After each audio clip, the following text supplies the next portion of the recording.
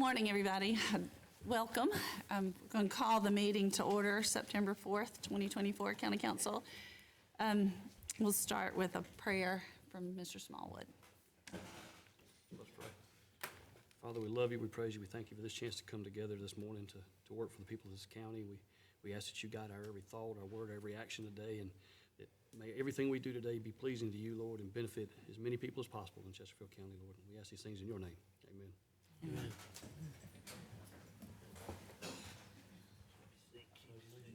To the flag of the United States of America and to the republic for which it stands, one nation, under God, indivisible, with liberty and justice for all.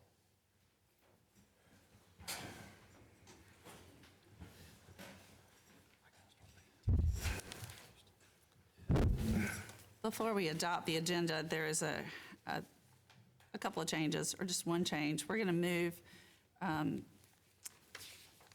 a discussion of solar to item 12G. So we'll bring part of it out of executive session and just have a general discussion on solar.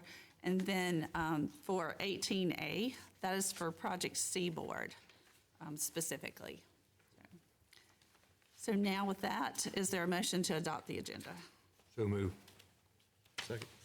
Okay, Mr. Curtis, the motion, Mr. Smallwood seconded. All in favor? Aye. Aye. Any opposed? Motion carries. All right, also approval to adopt the minutes. So move. Okay. Motion by Ms. Burns, seconded by Mr. Conklin. All in favor? Aye. Aye. Madam Chairman, let the record reflect that I did not vote because I was absent last month. Yes, sir. Thank you. Hello, Ed.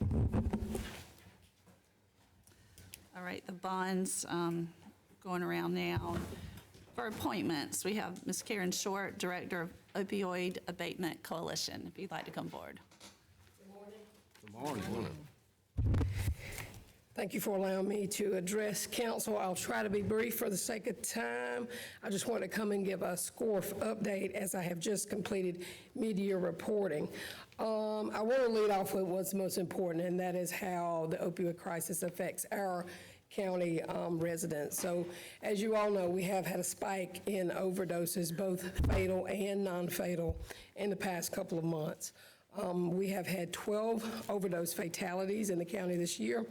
According to toxicology reporting, of these 12, a mixture of drug substances were found, including fentanyl, cocaine, methamphetamine, and xylazine.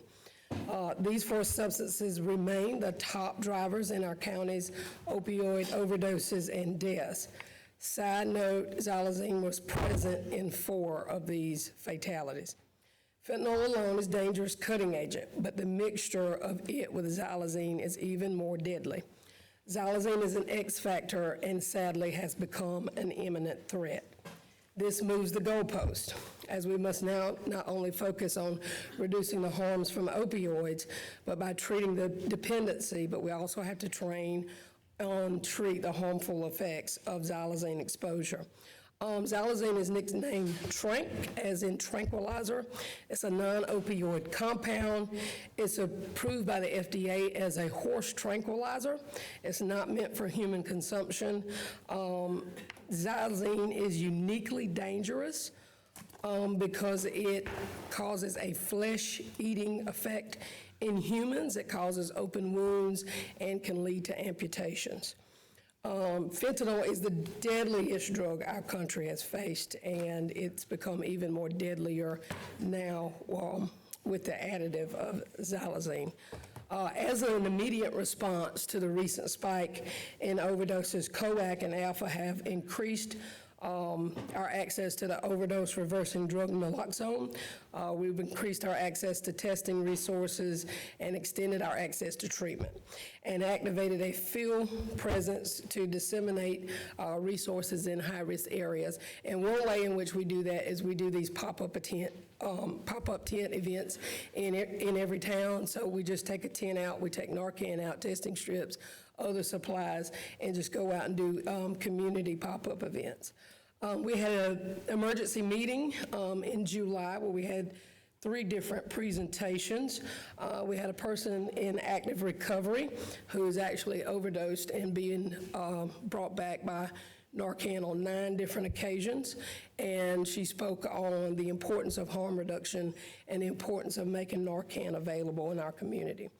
We also had Lifeguard EMS come and do a presentation on the signs and symptoms of an overdose and train us all in how to administer Narcan. We also had a presentation from DHEC or DHC COPE paramedics that came and talked on the importance of data tracking and using OD maps.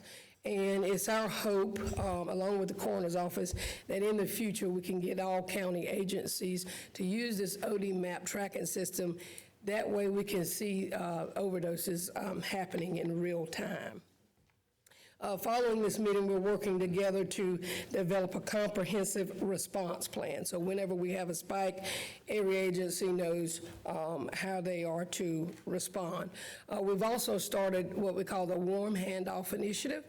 So we work with the COPE paramedic. The COPE paramedic goes out and responds when a person has an overdose. So they go visit them in the hospital or either at their home. They try to follow up with them, see how they're doing, and get them into treatment. And so what we do is work with the COPE paramedic and getting them appointments and getting them in and getting them started on treatment, starting with counseling and started on MAT. The current strategies we have going is I'm a firm believer in training. And I have, with the help of the coroner's office, the 1st of October, we have Dr. Demi Garvin coming. She's a top clinician and toxicologist. She works for Forensic Science Network. She's going to come and do a training for all first responders in national trends and state trends, also help them learn how to read toxicology reports and just let us know what's coming down the pipeline, what drugs are out there and what we need to be looking for and preparing for. The vending machine and signage will be delivered any day to the detention center. Again, a person leaving from the detention center are at highest risk for overdose as they have detoxed and have a low tolerance. So that will be delivered any day now at the detention center. It will be equipped with Narcan, hygiene kits, and fentanyl and xylazine testing kits. Our website is up and live. I'll have a QR code for that today. It's www.coac.com. The coroner's office also has their fingerprint scanning equipment. I've had a clinical counselor. She currently has about a 40 client load. She specifically sees and treats people with opioid and MOUD disorders. She has clients criminal justice involved. She sees some also with children. So she has a wide range of demographics that she's seen. Since I've been in this position, I have introduced COAC in over 30 meetings. I've attended 12 prevention outreach events, completed 6 webinars, attended 10 trainings, given 9 presentations, including the most recent, myself and the narcotics unit from the Sheriff's Department and some state troopers went into the faith-based community, and we did a presentation at Churchville Church of God. We had 150 participants where we had open discussions about the dangers of fentanyl and xylazine and some of these other drugs, and it was a very fruitful and wonderful community outreach event. Over 75 county first responders have been trained in a different range of county agencies. COAC has distributed 577 safe disposal packets, 55 fentanyl and xylazine test kits, 113 boxes of Narcan, and over 2,600 information packets. We're really trying to do our best to get out in the community and get prevention and education out, and we're poised and ready to do more. As I stated at the beginning, I have completed mid-year grant reporting to the SCORF board. It included an expenditure narrative and a performance measurement. I also do a monthly Narcan report. Just a note, DAODAS gives us free Narcan to give out at Alpha. However, the state has stipulations on where and on what grounds you can give that Narcan. So like the Narcan that will go in the vending machine at detention, I have to buy with grant funds. I can't give state-issued Narcan at a detention facility. So I have to keep it separated, the Narcan that I'm supposed to buy and disseminate, and the Narcan that is given to Alpha by the state. So I do have to purchase that in some instances. The state is kind of building the plane as it's flying as far as reporting. It is a very strict spending reporting module. So they pretty much tell me what I can spend and when and on what.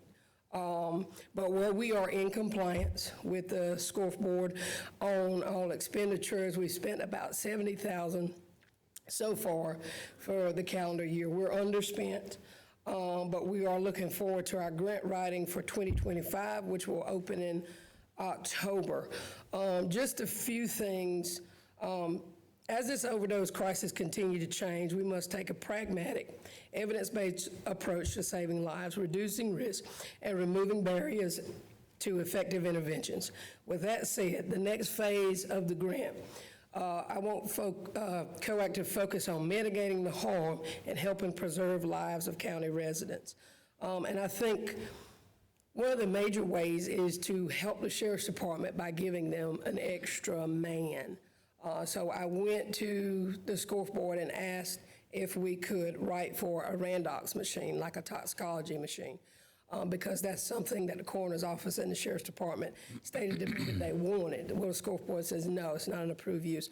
But I think what they will approve is adding another cop to the narcotics unit as kind of like a deflection cop that would only work in the narcotic or with drug offenders. So I think that would help the Sheriff's Department in giving them an extra man. So I would like to add that salary into this grant. Also, expand the training for first responders. You know, we need to know our enemy. They need to know what's out there so that they can be safe and so that we can inform our citizens and also to be safe.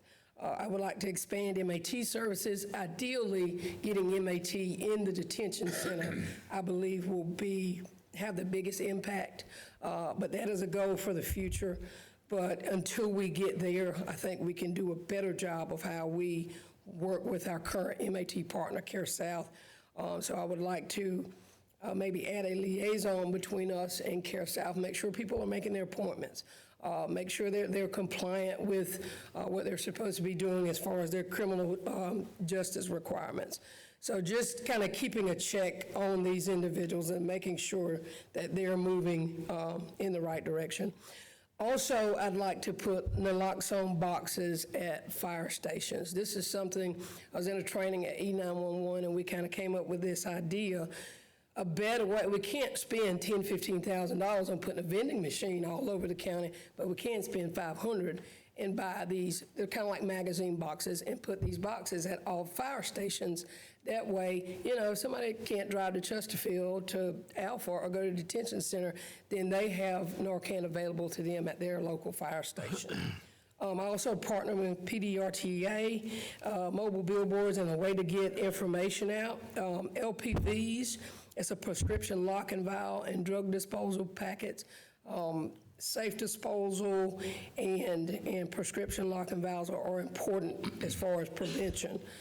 Also, peer support for detainees at the detention center. That's something I would like to expand on, where we have someone that is actively engaging with the detainees at the detention center. I think a big key to this is how do we cut the recidivism? How do we get people trending in the right direction? And then continued support of the Cato Foundation. Also, the Cato Foundation really does great work. And if you've seen those poison by fentanyl signs, that's Melinda Cato and that foundation. And who better to really help us than a mother who's lost a child? So we really like to continue our support in helping her. But if there are any questions, I mean, I'm not even sure if this open forum for questions, but any questions? What is MAT? When you said put Oh, MAT? medicated assistant treatment. Okay. I'm sorry. Yeah. No, that's okay. I thought therapy, treatment, I couldn't figure it out, so. So MAT combines medicine with counseling. You can't see Care South and get the medicine if you're not in compliant with your counseling. Gotcha. You have to go to counseling and go to Care South and get the medicine, and mostly what they prescribe is Suboxone. I got you, okay. So no methadone, or it's Suboxone, and if you're pregnant, Subutex.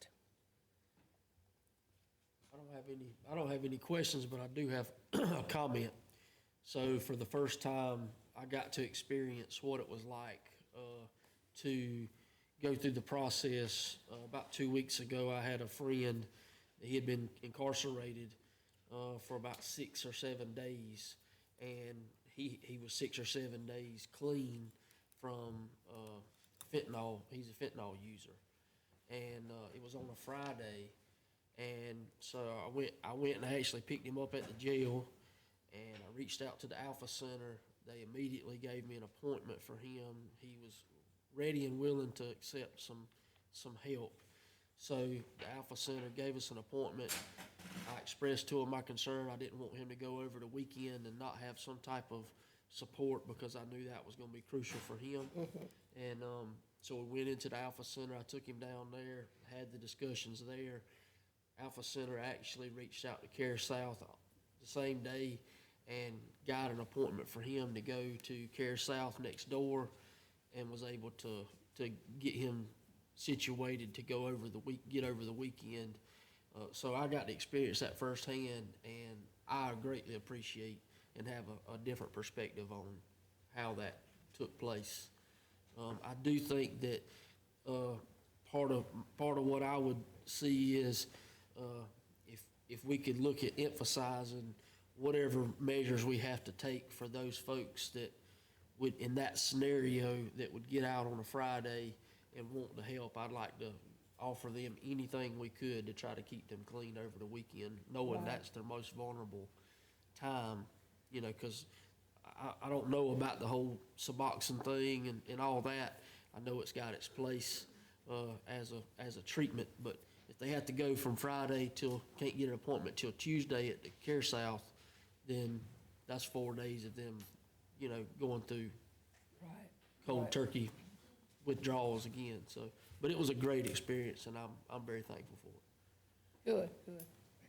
And that's why I said I think the ultimate goal down the line would be to get those services started at the detention center. That way there is no lag in time and there is no relapse. Yep. If I may. Sure. Thank you, Madam Chairman. Ms. Short, I think you and the Alpha Center are doing a great job. Thank you. It's an epidemic, the whole country. And this is something you don't recover from. You always have that fear going back. But in my mind, is there anything out there to where maybe state or federal grants as far as enforcement? That's where the next level we've got to take it. What we're doing is treating the symptoms after the fact. Right. And yes, we made some arrests, but that's low-hanging fruit. We need to go after the next level. Is there anything that you know of that we can do to possibly get some federal money in here for law enforcement? I mean, other than, like I suggested earlier, trying to add to the sheriff's department by, you know, helping them get an officer that helps with the deflection, I really don't. I mean, We really need a task force. really, that's We really true. do. And That's true. it's going to get worse before it gets better. And that was the reasoning for wanting to get the toxicology machine, because ma'am. I figured it would help speed things up. They wouldn't have to wait on SLED reports, and they could really use, go in with these prosecute the dealer laws, you know, and be more expeditious in making arrests and things, so. ma'am. Well, it's taxing on everybody, I know. Yeah. Sheriff's Department, the coroner's office, everybody's concerned about it, and you are doing a great job. You're just getting your feet wet, so to speak. Yeah. And you jumped off in the deep end, but I do appreciate it. Thank you so much. Thank you, sir. Yeah, the scope of your work is impressive and scary at the same time, and I'm just so thankful. One thing I really appreciate about Ms. Short is she'll speak at the large groups like she talked about, but she also spoke at Rotary when we had 12 or 14. But any opportunity she has to educate people, she does, and you do so with such wonderful information, and it's informative, but it's real, and we need to hear that, and I just appreciate you very much and what you're doing. Absolutely. All right. Anybody else? Thank you. Okay. Thanks, Karen. All right, it's time for public comments. Is there anyone who would like to come before council? Public comments. All right. Seeing none, we'll move down to public hearings, which we have no public hearings for today. Next, we have ordinance readings and resolutions. There are 3 on tap. The first is ordinance authorizing conveyance of the Lynch's River Industrial Park water system to Chesterfield County Rural Water Company. Ms. Lear, do you want to come up and speak about that? Or do we? I think I can handle that. I spoke with, just for clarification, I spoke with Julie Johnson, who's the general manager now at Chesterfield County Rural Water, just to get some clarification on this. This is something that's very common in other counties around the state, where a county such as ours, who is not in the water and sewer business, constructs the infrastructure and then turns that over to the company that's actually going to operate and maintain that system. And Ms. Johnson was kind enough to send me a letter that she had sent back in March of this year, indicating that they would accept the system and would be responsible for operating and maintaining that. And the way we have couched this ordinance, of course, that project is not completed, but I've done it in such a way, and hopefully this will work, that in addition to conveying the lines that currently exist there, that as those additional lines are placed in the future based on the master plan that's included in your packet, those will be conveyed to rural water as well without having to come back before council and do 3 readings in a public hearing. So be glad to answer any other questions on that. Any questions? If not, is there a motion to authorize the conveyance of the Lynch's River Industrial Park water system to Chesterfield County Rural Water? Okay, there's a motion by Mr. Miller. Is there a second? Second by Mr. Smallwood. All in favor? Aye. Okay. Move down to the next one. Mr. Ruffner, I can send this one to you too. It's the emergency ordinance declaring temporary moratorium. Sure. Of course, as council may recall, we had second reading on the pretty comprehensive amendment to various county codes and the zoning ordinance. Due to that meeting being the second week of the month and the 15-day publication requirement for the notice of public hearing, and of course our newspapers publish once a week, we were not able to get that notice of public hearing in the paper in time to have third reading this month. So we need to extend this one more month, and that's referenced in the ordinance or in the resolution, or I'm sorry, the emergency ordinance. And we will have third reading and public hearing on that at the next meeting. And so that emergency ordinance will end at that point. All right. Is there a motion? Your motion? Yeah, I'll make Okay. a motion. All right, Mr. Ford made a motion that we extend this emergency ordinance. Is there a second? Mr. Conklin, second. Any more discussion? All in favor indicate by saying aye. Aye. Any opposed? All right. Third one is a resolution declaring September as South Carolina State Guard Month. I think we all had it in our packet. It was a pretty lengthy resolution. And our state guard certainly does a lot for our state, our citizens. I appreciate that. Is there a motion to declare September as South Carolina State Guard Month? So moved. There's a motion. Did you make the motion? Okay, by Mr. Curtis, second by Mr. Conklin. Any discussion? All in favor indicate by saying aye. Aye. Any opposed? All right, thank you. Standing committee reports, there are none there. No items submitted by council. We have a few items submitted by staff. So we'll start with Ms. Lear now. So I didn't mean to scare you a second ago. I just saw Lynch's River Industrial Park and I thought about you. So- I knew about the other item, but I know that Mr. Ruffner had spent most of the time working on that. Sure, sure.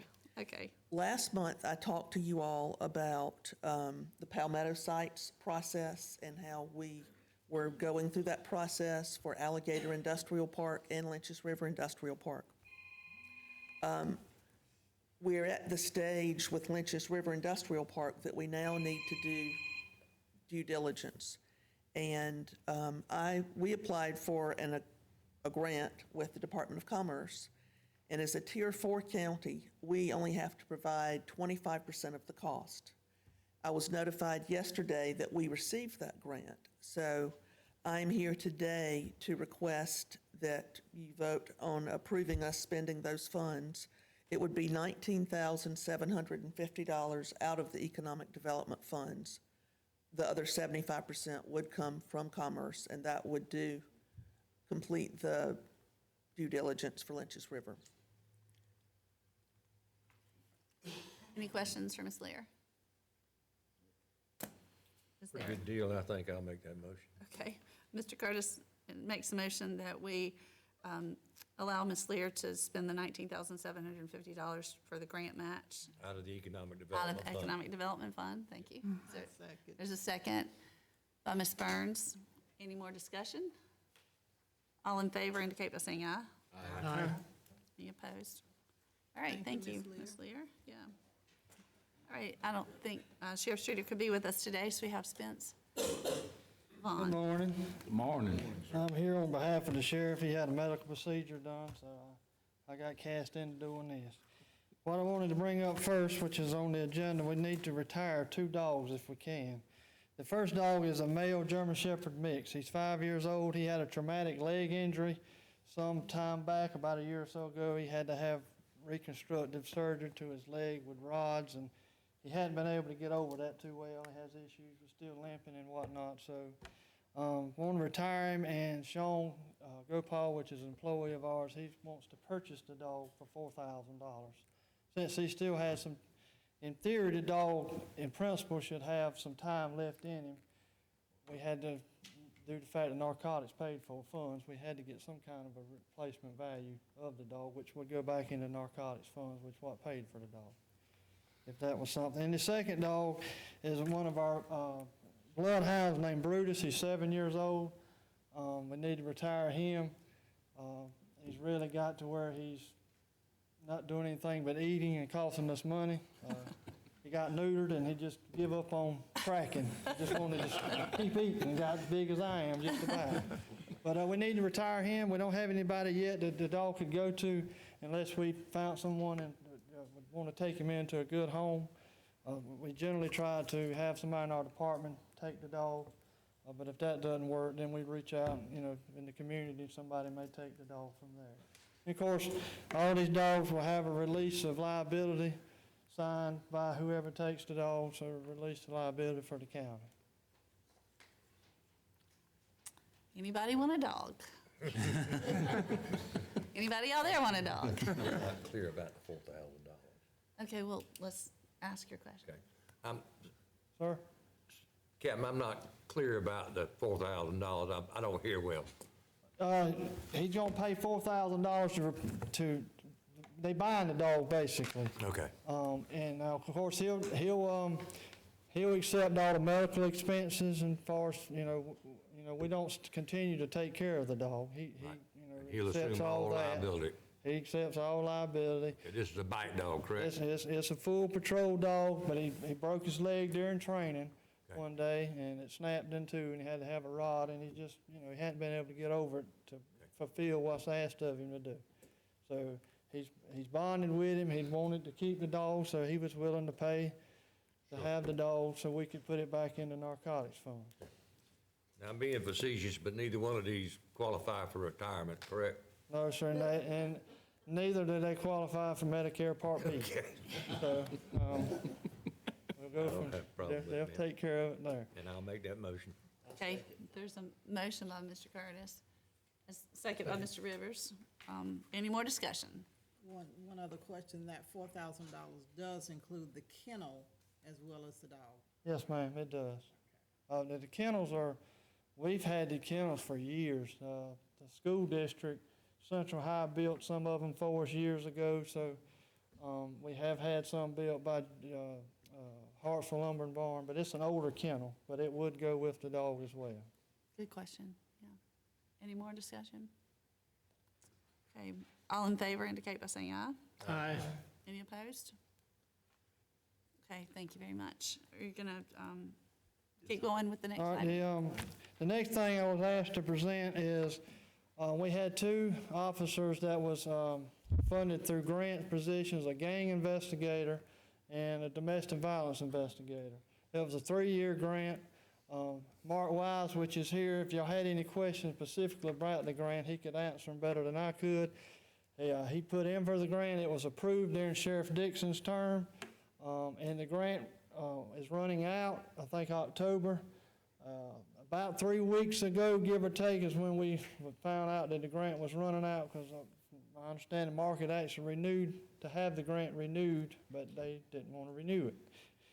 So it's not the ideal time, but we would like to see if y'all could at least fund it until the end of this budget year, to where we can maybe address it to make it a permanent fix to be able to keep these 2 employees. Because if we have to absorb that, then that's going to be another 2-man loss to our department. We would go down in numbers if we had to absorb it through an empty opening. Currently, we have no empty openings other than one that's coming up for the town of Jefferson, which he just, found out last week he was leaving. So these positions are, they've done these jobs. They've done a good job at these jobs. If we can keep them,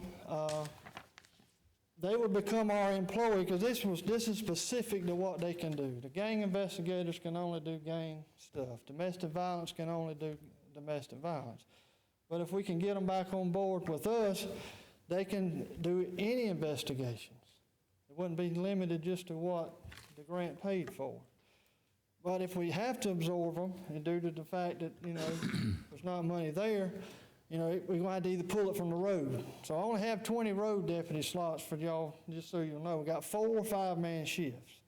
And we have 5 criminal investigators, and Sheriff Streeter just recently made the 4th narcotic position. As y'all heard earlier, we got a fentanyl epidemic, and they've been trying to get, on top of that. One way or other, we're going to lose 2 people if we have to absorb that loss. Whether it's on the road or whether it's in investigations. I can't really afford to lose somebody on the road, We got to do what we have to do, to be stewards of taxpayers' money. But, we had an officer get shot at 2 weeks ago. And y'all may not realize this, but in 2015 till today, we've had 3 officer-involved shootings where we've been physically shot at. So it's getting more dangerous for us instead of safer, by just the mere statistics of numbers. In 98, when John Crowley died, to 2015 is 17 years. We went 17 years without anybody trying to kill us. But in 9, we've had 3 different people. So, we just ask that y'all would consider, if we have to pull them on board best way we can, we will. But I realize it's not the perfect timing to ask for that, but in a nutshell, that's what it is. Just sort of a concept of it, not trying to, feel like back you in a corner. I just want to be up front. 3 years ago, Sheriff Dixon had to do what we had to do. We give away 2 slots to give pay raises because we were hemorrhaging, We never got them slots back. We understood that. That was a sacrifice he was going to make for his employees. And then when we lost McBee Town, we had to absorb them 2 people. So if we end up having to absorb these 2, then that's 6 people we've lost in 3 years. We could utilize somewhere. But, we just ask that you would consider it. If you got any questions, I'll be glad to answer them the best that I can. What would be the cost? Well, I mean, that I don't have, but, I mean, Miss Michelle could probably figure it out, but we'd have to pay them from October when the grant runs out till June the 31st. And then, of course, when y'all do budget preparing, we could, ask that that be fully funded as a, a normal 2 employees, but, I mean, they both make around, probably right at, and getting close to, huh? 49,000. Yeah, so it'd be, however you would figure that out between now and then, pay-wise, what it would cost.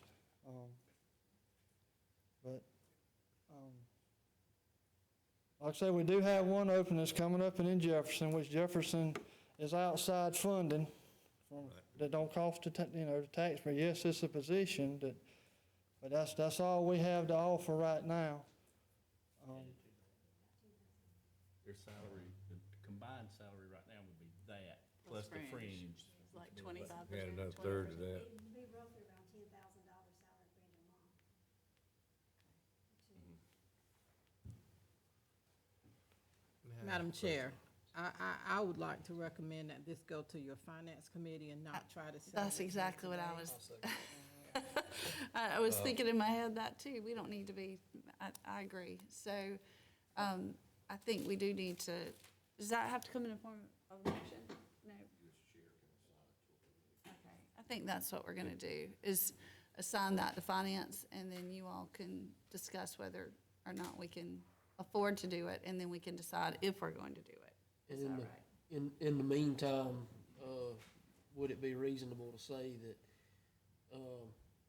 as far as to ask Sheriff Streeter to take into consideration that, if he has some openings come available in the meantime, he needs to look at filling those, not knowing whether Absolutely. they're gonna get funded or not. Absolutely. If somebody retires or whatever the case may be. Whatever, if the If I turnover. may ask Mr. Vaughn a question. Sure. And I appreciate the job y'all do, Mr. Vaughn, you know that. You've been my friend a long, long time. Yes, sir. But if I understand you correctly, the grant was issued and then it was failed to be applied for again by staff, is that correct? No, sir. Mark, if you want to come in, Mark reapplied, but from my understanding, and he can elaborate better, they don't, the theory of this grant is they don't want to keep funding I the want to same. keep my driver's license, okay? They don't want to keep funding the same department, every 3 years. They want to give another agency a time to, because in theory, it's supposed to be, we'll give you this grant for y'all to pick up in 3 years. Okay, I misunderstood you. Yeah, he had put in for it with the intensive purpose of getting it renewed, but then when they come to do their, inspection or whatever they do to monitor these grants, that's when they told him roughly 3 weeks ago or so that, we was not going to renew it, which October would be the renewal. Okay, so we're that good correct? through. That's correct, I did reapply, and that's exactly correct. Okay, but now, if you did reapply? Yes, sir. Okay, and it was denied? It was verbally denied because it's a 3-year grant that terminates at the end of the 3 years, which would be September 30th, 2024. And what I was trying to do was trying to get 3 more years out of it. I applied, but they informed me that you cannot reapply for the same positions for more than 3 years. Correct. So Okay. that was what we found out. So while it has not been done, I think 99.999% will be denied. So y'all were kind of blindsided by this? Yep. Yes, well, I mean, I've never kept up with grants, but we was under the impression that it was going to continue to get filled due to the fact that he had just put back And in. these are critical needs positions, especially Oh, yeah, yes, sir, I with mean. domestic violence and gangs, I Well, think. just, if you give me a statement like when Miss Karen talked about the fentanyl overdose one, I guess y'all can tell that we've had an increase in drug arrests. And we've hired an individual, by the name of Mike Irvin that has really made a difference in narcotics. So the sheriff's hired, put another person there. He didn't hire him, he just moved him to made a 4th person. When we had these 4 fentanyl deaths in a week, Right. they was able to make an arrest, and miraculously, we ain't had no more fentanyl overdose. So, I feel like they must have possibly got somebody that was selling what was killing the 4 people. You know, it ain't been proved yet, but we ain't had no more, and I'll verify that with Mr. Kaiser. So that's the kind of job that we need to help battle this fentanyl crisis. Gotcha. You know, 'cause we got the same drugs in Chesapeake County that they got in New York City. Oh, I know. Just ain't got as much of it, but we got the same drugs. And a lot of the public don't realize that. Yes, sir. They don't. We got gangs. I mean, we got some numbers that they was asked for some numbers. We got a lot more gang members than we got documented, but you know, it's they have to self-admit, and you ain't gonna get a 16-year-old to tell you to hand the gang, you know. But Got a in question order to for- document it, they got to self-admit that, yeah, I'm a gang member, but I might think they are, but I can't prove it. Right. I got a question for the chairman of the Finance Committee. Ms. Burns, and I know this go to finance, that's where it needs to go. But in my mind, maybe I'm getting the cart ahead of the horse, which I think Ms. Stanley can answer this for you. We'll have to do supplemental appropriations because there is no other funding, correct? I'm putting you on the spot on that. Yes. I'm so sorry. If they're fully staffed now, there's no budgeted money there. No so. budgeted money, so we'll have to do supplemental appropriations. All right, my question, what I'm getting at, is do we have to do 3 readings in a public hearing? Mr. Ford's That's not gonna carry us suggestion, to October. if an opening comes up, Well, they would already have one Jefferson, theoretically for Right. Jefferson right now, so there would only need to be for one, you know, in the meantime, until finance could get back to council to make a decision on it. You know, so, but I see where Mr. Curtis is going. yeah. He's trying to get ahead of it. But I think that, I firmly believe that historically, data has shown that the turnover is gonna correct this problem before finance corrects it. I don't want to lose any more officers. We need more than what we've got. And these guys do a great job. They're out there 24/7. They don't take a day off, you know? And they're out there protecting us and our citizens. And I want to do everything I can to support you. But I just got to figure out a way to do it, you know, without, if we got to have 3 readings in a public hearing, the October date is gone. Well, I mean, you know, if it was a situation where it's an emergency, an emergency appropriation could be made, you know, while Temporary. having Yeah. 3 readings in public hearing. Okay, good enough. So we're- That's what I need to know. we're referring it to finance, and Okay. thank you for coming Just let me today. know. I'll take care. Thank you. Thank you, Spence. All right. The next item, Mr. Eubanks, Veterans Park update. Yes, as y'all recall, y'all allowed us to clear the front corner of the courthouse in order to put a veterans park in. And with the help of Mayor Biddle and his staff, he's here today, we've been able to do that. I don't know if y'all have noticed it, we've got it grassed and it looks real pretty. In your packet, we received a set of plans that was submitted to us by the veterans that they would like to move on in getting started with the layout of this project. We also, in the meantime, applied for a PARD grant, and we've received it with the help of Representative Yao. He was a big part of helping us get this grant. So the grant was $40,000, and with this grant, we've got to do a $10,000 match. So the 2 things I'm asking for today is to allow the veterans to move forward with the plans that's been submitted to us and to approve the match of the grant of $10,000 for this park. And Ms. Stanley can share this more, but that money can be taken from ATAC. Yeah, accommodation tax money. Okay. Yeah, we can take it, because you know, the county gets 25,000 off of the top, so I'd like to take it from there. Okay. Is there a motion? All right, Mr. Conklin made a motion to accept this Veterans Park plan. Is there a second? I second it. All right, Mr. Rivers, second. Any more discussion? All in favor? Aye.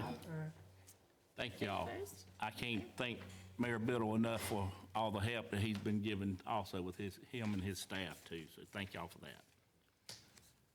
All right, the next one is Yep. compactors. Back to you, right? As y'all recall, we went into doing our own trash, hauling our own trash about 13, 14 years ago.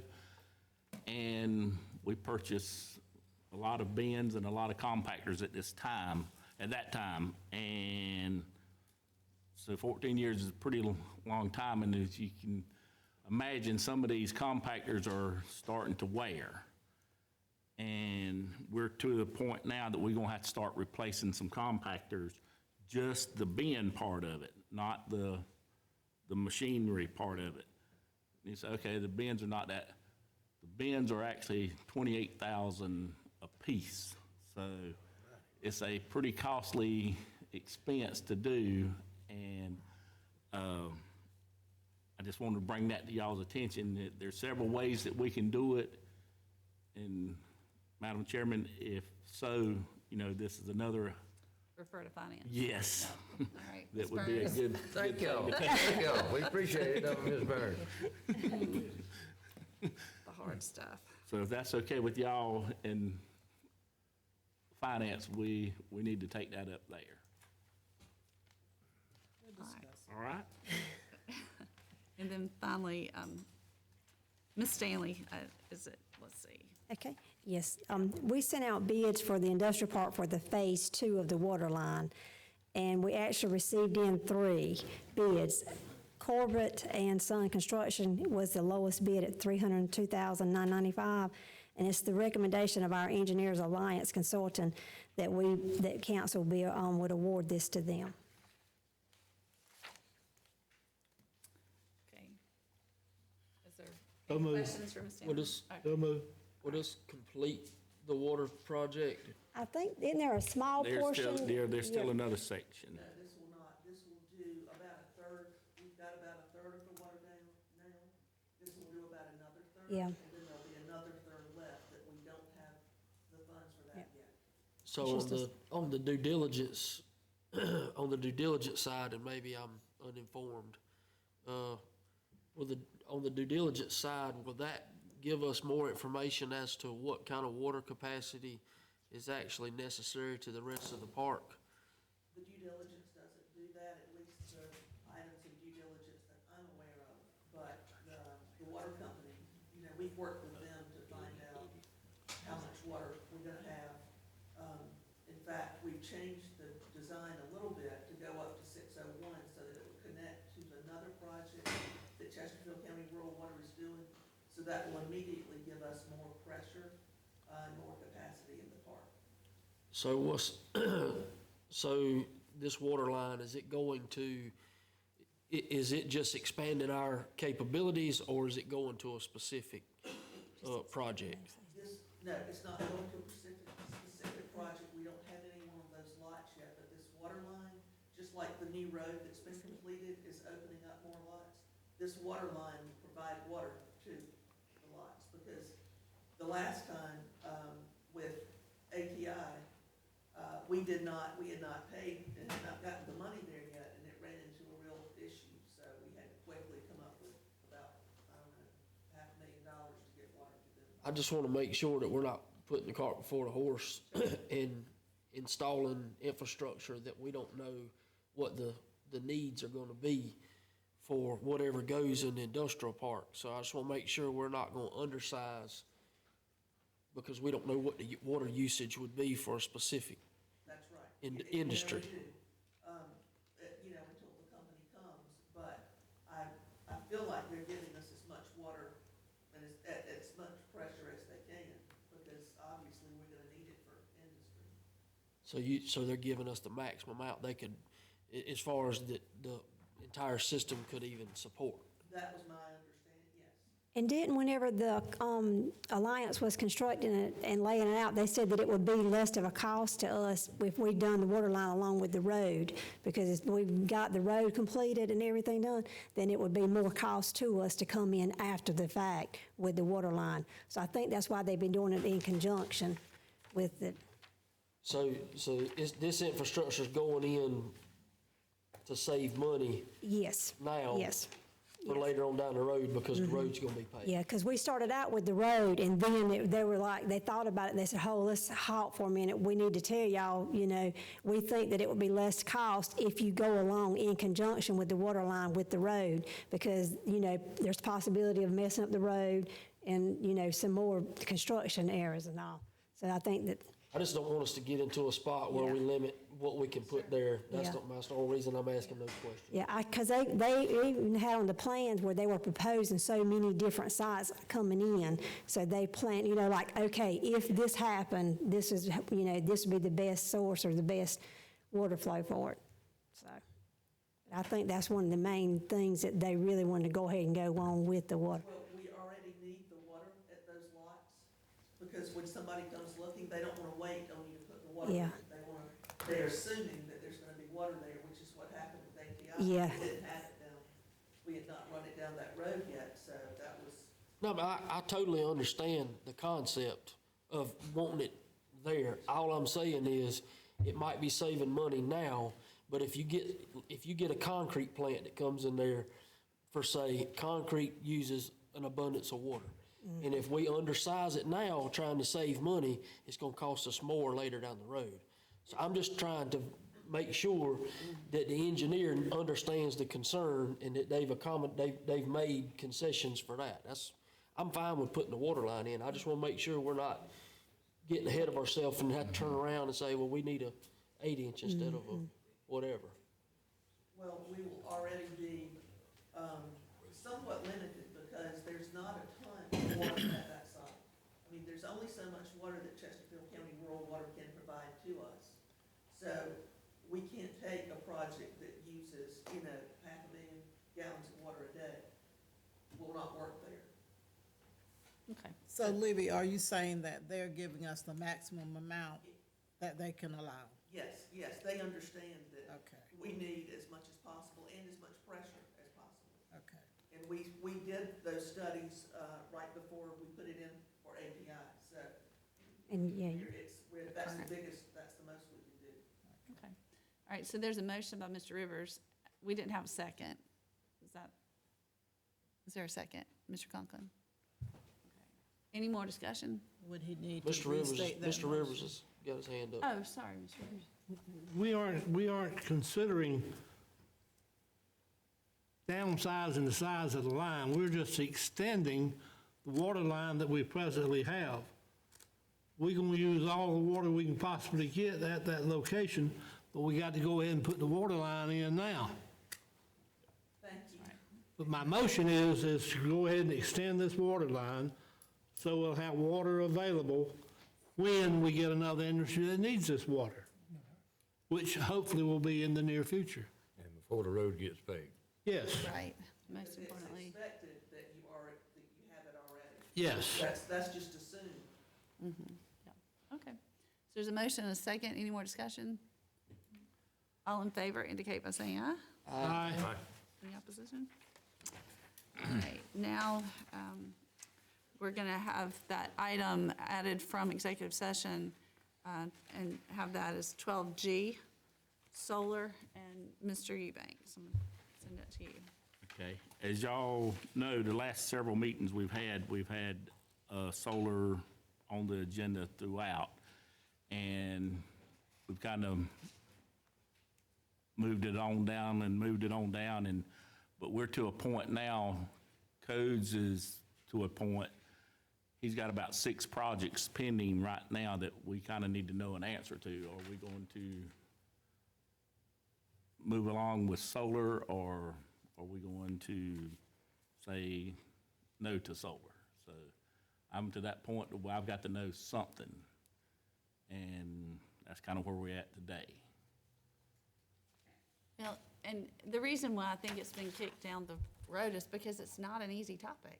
I mean, I think we all, well, I'm just speaking for myself, but I know that I see both sides of it. And, personally, I know I wasn't physically present at the last meeting. I called in, and it was a little distracting, and so I didn't say this at the last meeting, but I have a difficult time saying you can't use your land for solar if it could create generational wealth, or if it can change your life, and personally, and I did this the right way, but I recused myself, but my family is involved in a solar project that was substantial.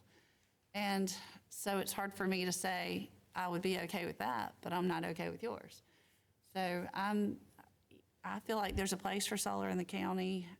How that looks or how we go about that, I don't know. So we wanted to bring this to open session and just continue to discuss it, but we also have to make a decision because Mr. Uten and Ms. Lear need answers.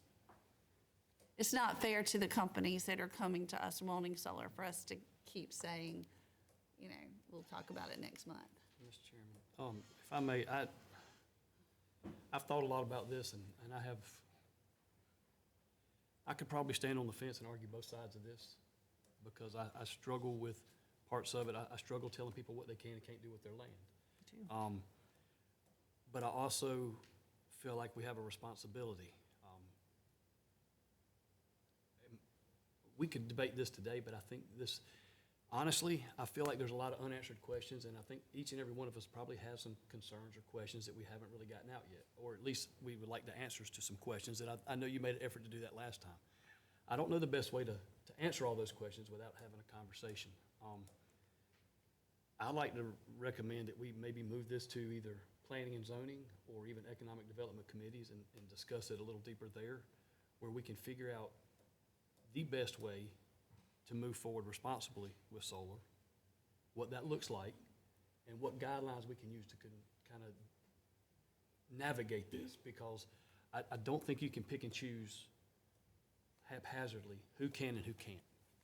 And I have I can obviously throw out 2 or 3 examples. I don't think this is necessarily the platform to do that on right now because of the projects that may be pending, but I just would like to see that go. I don't know which one of those committees would be best suited, or both. I don't know.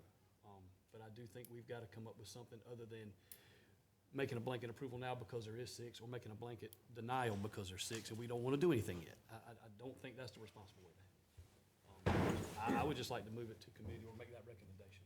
I think, obviously, I'm the most outspoken person, especially when it comes to solar, because it's just got the soil has a tender place for me, and I can go down that rabbit hole, but I think today it is irresponsible for us to consider saying a blanket no to solar in general.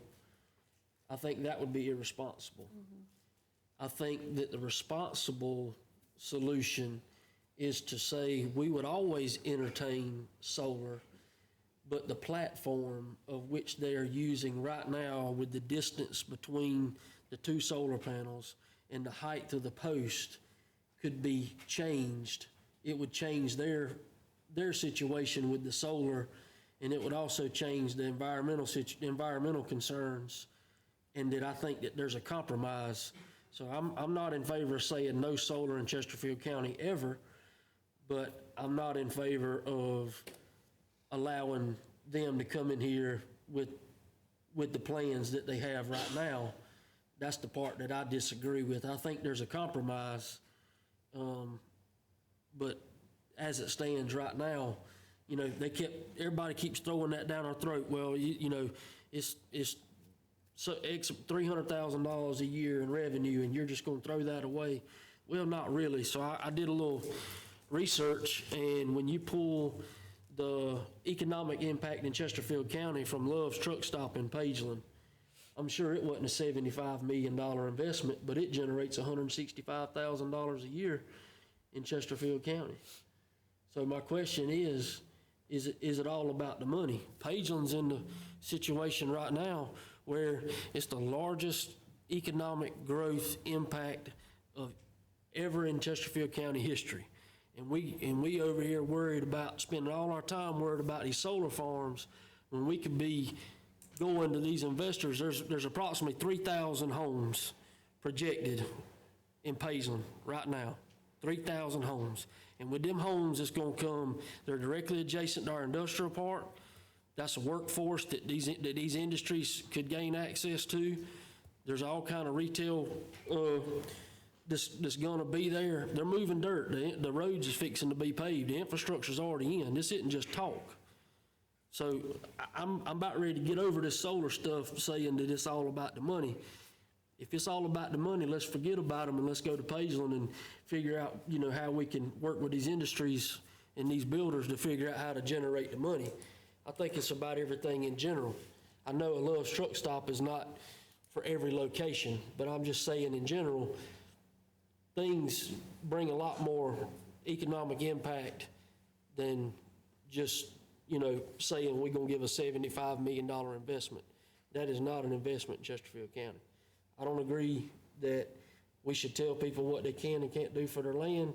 And if we decide to go with solar, I want it on the record right now that if somebody comes up and says, if we decide to allow solar farms, if a solar farm comes up to go next to anybody's house on county council, I don't want to hear a word from nobody saying, I don't want it to be beside me. Because if you're going to allow it, you're going to allow it. I mean, you can vote how you want to, but I'm just saying, my opinion is, if you ain't going to pick and choose, don't pick and choose. Don't tell them where they can, don't tell them where they can't. Because the comprehensive plan right now specifically talks about be careful with solar. That ain't in there for no reason. So it's more than money. I think there's a compromise, but, if you just say free for all, I'm against it. Madam Chairwoman, can I speak?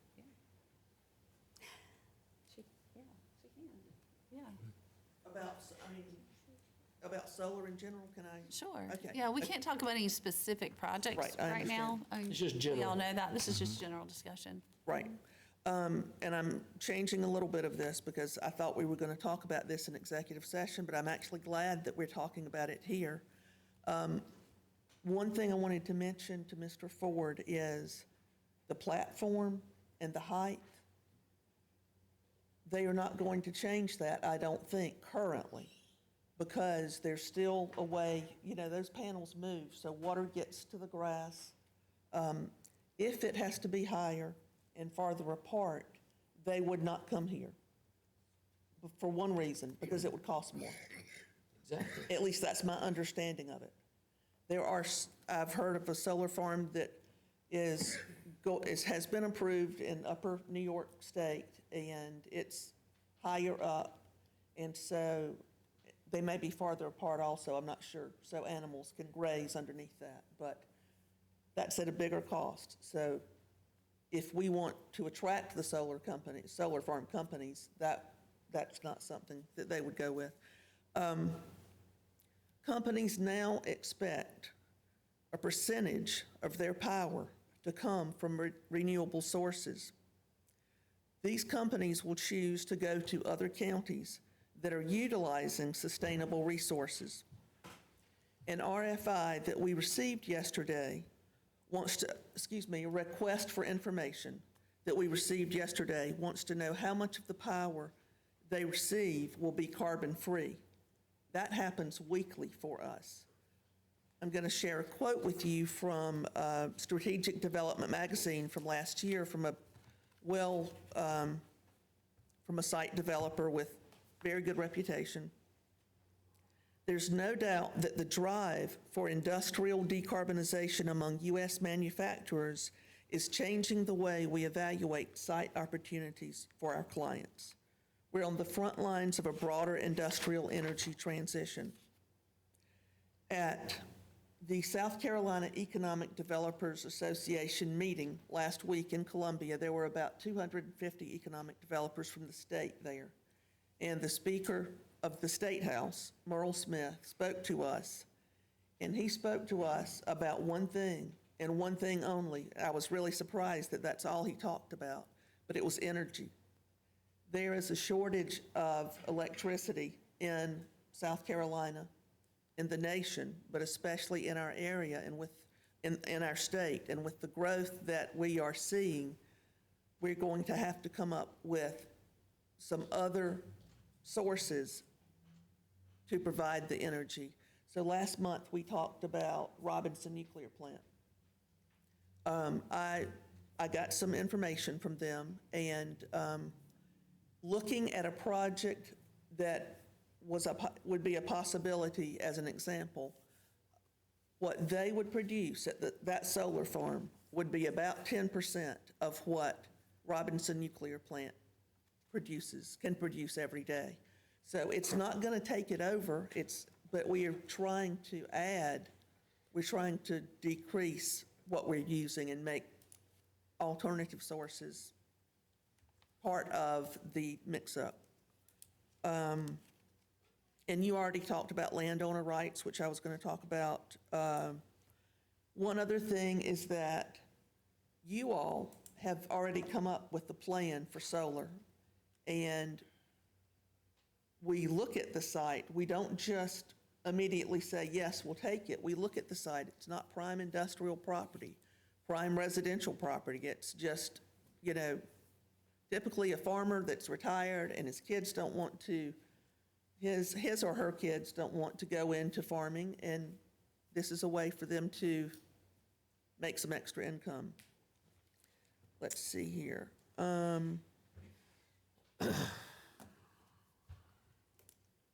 Saying no to solar would make future recruitment of companies difficult. We already have some points that cause us to not get high on the rating scale when site selectors are looking at us. We're rural, we don't have a large population, we do not have great health here, and our infrastructure is lacking in some things like an abundance of natural gas. So when site selectors look at our county or an individual site, they go down a checklist, and if you can't check these boxes off, they don't even look. So I just would I was really happy to hear you say, let's don't come up with one size fits all, to look at each one. But I just wanted to point out some things about solar to you all. I got a couple things. This is, I don't know where the information came from, about 10% of what uranium can produce. Solar versus the power plant. If you believe that, I got oceanfront property in Marlboro County. I mean, that is ludicrous. That is impossible. But the problem with this is when you say, you made the comment about industries are looking to see about how much energy is carbon neutral, right? Yes. What carbon does a nuclear power plant produce? It doesn't. So that's part of the equation. There's no carbon. Right. But natural gas is powering the nuclear plant. It used to be coal, now it's natural gas. Well, there again, your information, nothing towards you. Your information is coming from people in the business that are trying to get us to say yes, okay? So I've already told you 2 things that you just gave us that are totally incorrect. Okay, well, So what I'm getting at is, I'm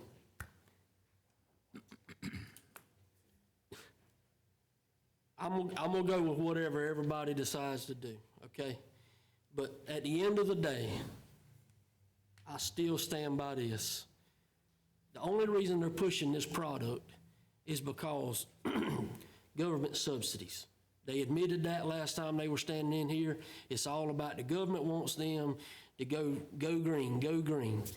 Well, let's talk about the carbon associated with what it takes to make those solar panels. Well, what about it? What's it gonna take to do away with those solar panels? Nobody wants to address those problems. But we stand here, we got everything going on in Chesterfield County that we could be generating money on, but we still stuck on these solar farms. I'm okay with them, but let's make a compromise. Let them come to the table and say, you know what, maybe they're not gonna come right now, but if all the counties would take the same approach and they say, well, it's gonna cost a little bit more, but it'd be better for the environment, that's more logical. But it's not about the environment, it's not about anything else, it's about government funding, tax credits, and that's all they care about. If it was about the environment, then the cost wouldn't be the problem with making the poles taller and spreading them out. But that's what it boils down to. I welcome solar farms, bring something to the table that is actually carbon neutral. Because right now they're not. Mr. Smallwood. Actually, I had a couple questions, Ms. Lear, and you kind of touched on them, so I don't know that me asking you is, I still am kind of curious, when somebody asks you the question industry-wise, what percentage would they expect for their power to be carbon neutral? How do we answer that question? I mean, I'm sure you have to answer it, but I'm asking because I don't know. Depending upon each site that it is, I have to go to the electric utility that provides power, that provides power to that site. And they come up with a ratio and they say, 4% is this and 96% is carbon, is natural gas or electricity. And that's based on how much power is from this county is being put on the grid? Yeah, that's How much based they're drawing on the off of. power that's feeding that site. So if the power company nearby there, I don't know exactly how they come up with that ratio, but they have to be able to tell us They're what. just ballparking it based on what's going on, what we're introducing to the grid, because that's where it's being pulled from, right? Yeah, did you say I'm just ballparking? No, I mean, when they come up with those numbers, I mean, No, they're basing it off what's being put in. I'm ballparking it. They don't ballpark it, at least the information I've been given. It's having to be based off of input, I would assume. Because how would you, I mean, okay, that's close enough to it. They can't differentiate the power going through the grid, Yeah, whether it's it all came based from a solar panel or came from a nuclear power plant. It's all bogus numbers. They're not gonna be able to give you those numbers. They don't exist. And he touched on it a little bit, and I wasn't questioning to question other than for the information purposes. When a solar farm was to produce 10% of what Lake Robinson can produce, what solar farm is going to do that, and how many acres is it? Because I know it's not a 1,000-acre farm. The example that we looked at was, The proposed project, one of the proposed projects. the example we looked at was 80 megawatts. So 800, so theoretically, what you're saying is the information you have, that if Chesterfield County has 800 megawatts of solar in this county, we don't need the power plant. No, I wouldn't say that. It's just like the Speaker of the House said, we need more power. No, but what you're saying is an 80 megawatt site is producing 10% of what the power plant's producing, right? That's the information that Duke Power gave me. So if it's 10%, you'd multiply that 80 times 10, which is 800. That's right. So theoretically, 800 megawatts of solar in Chesterfield County can generate what that power plant is gonna generate. And so theoretically, there would be no need, because those 800 megawatts worth of solar in Chesterfield County would support this whole county. No, there would still be need. Then numbers don't lie. Well, I'll be happy to go to Duke Power and get them to clarify that information for me. Well, I think what we need to do is we need to make a decision. We're not saying no to solar, that's what I'm hearing. Mr. Rivers, did you? I think Mr. Smallwood had an excellent idea. This council don't need to sit here and decide which site we need to approve for solar and which sites we don't need to approve solar. It needs to go to someone, a committee, where it be the Economic Development Committee or the Planning Commission. Somebody needs to decide what's best for Chesterfield County to locate these solar systems to go to. I don't think we, the council, can determine which is in the best interest of Chesterfield County, where to locate these. A lot of thought and investigation is what's best for this county needs to come from somebody that's familiar with what's going on. And I think Mr. Smallwood got an excellent idea to assign this to some committee to study what we need to do for the future of Chesterfield County. So is that in the form of a motion? Yeah, do we need to make Or that a we don't motion? have to make a motion, we can just refer it to committee. Okay, well then I'll let Chairman Butler decide which committee he would like to send that to. Is everybody okay with that? I guess, I'm fine with it, just because I'm a little bit discombobulated about it. So how much different is this plan gonna be from what we already have right now? Yeah, that's a good question. I think it's just to make sure. So we did have the ordinance, in 2019 that kind of outlines buffers and how high the panels needed to be and all of that. So we have all that. I just don't know that everybody's real familiar with it, and I think that we do need to have some more discussion, like, what do they bring in? What do they, I mean, and I think this discussion's important today, and I know it's kicking it down the road one more time, but I think it's kicking it down the road with a plan. We're at least in the same game, so. Well, and I feel like it's important we try to get it right. I do As right as we too. can with what we know today. Not what we knew 2 years ago, what we know Right. today. Right. What we think we may find out tomorrow. Because solar's not going away, not in Chesterfield County or anywhere else anytime soon. And so we've either got to figure out how we can embrace it responsibly, or just say no, which I don't think we can do. I just, like you said, I think Mr. Ford was right. I'm not against it totally. I have reservations about it to a certain extent. But if I had 100 acres and want to put solar panels up there, I would also want to be able to do that, right? So, I mean, I'm a freedoms guy, but we're going to have to make some concessions with our own opinions. At the end of the day, it's not really about our opinion, it's about what's best for the county. Right. And how we can put guidelines in place so we don't have to make personal opinionated decisions, right? Just like- Wonderfully said. All right, we'll give it to Mr. Butler, and he'll give it to a committee, and then we'll come back. Yeah, thank you. But we do need to let those projects know that we are working on it, and we're not turning our back on them, so to Right. speak. And we do have an item in executive session Yeah, that move regards. 14. Yep. But before we do that, we do have a little new business. Once again, Ms. Stanley, if you'll help us with that. Okay, Med One Ambulance Service expressed an interest in transporting in our county. So we sent them all the information, the ordinance and the application, and we received all the information back from them and reviewed it, and they have submitted everything required for the application. So we're coming to council to see if you would approve for Med One to transport in our county with the franchise. And they sent the money in. Is this a new franchise? It's a new one, yep. This is the first time that they'll be. Based out of, do you know? Darlington, I'm sorry? Darlington County. Darlington County. Are they going to do like dialysis transport? Yeah, that's that kind of thing? mostly what they specialize in. Okay, now, they're not going to be competing with lifeguard or anything? No, they're just,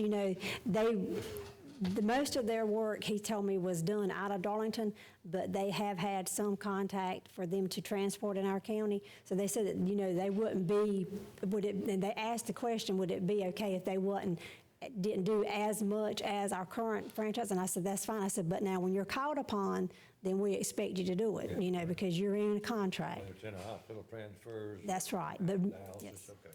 And all the paperwork's good? and the- Yes, sir. And the fee's been paid? Yep. Any more questions? All right, is there a motion to accept Med One ambulance franchise? No move. Okay, there's a motion by Mr. Curtis, second by Mr. Conklin. Any more discussion? All in favor indicate by saying aye. Aye. None opposed. All right, no board appointments. Mr. Eubanks, I don't have anything today. you already covered it. Okay. All right, any council members' comments?